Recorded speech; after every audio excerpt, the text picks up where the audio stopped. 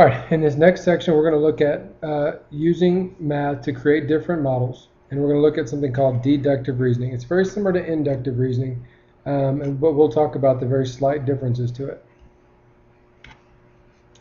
All right, a mathematical model is just graphs or pictures of situations that you use when you write equations that describe a problem.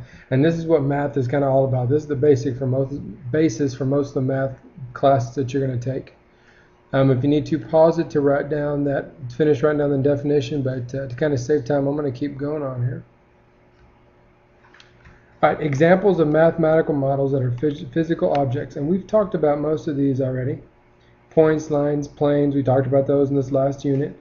Triangles, we'll get to triangles a little bit later on in the year. Polygons, we'll also talk about those. And diagonals are just little figures inside a polygon. So these are all things that we're going to talk about.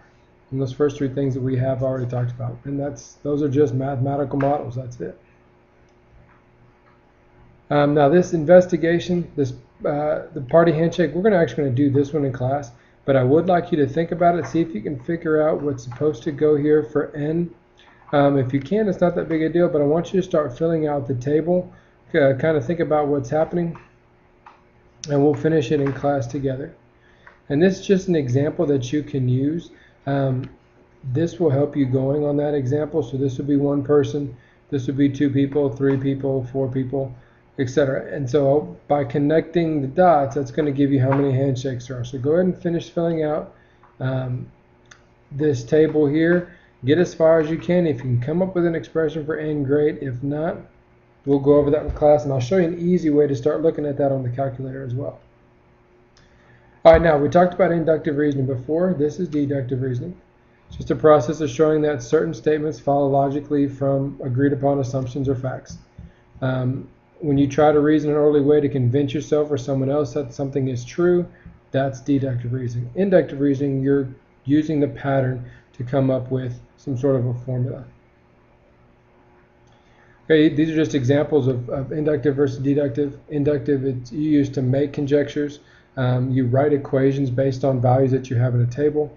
That's inductive. Deductive, you verify what's already been proven. You're using some sort of outside knowledge to verify something. And just an example of what deductive reasoning is. In trial, lawyers use deductive arguments to show how the evidence they present proves their case. And in algebra, you provide a reason for each step in the process of solving an equation. So the reasons are deductive. Okay. All right, and that's it for this video. Make sure that you spend some time looking at that handshake problem, and then we'll finish that up tomorrow.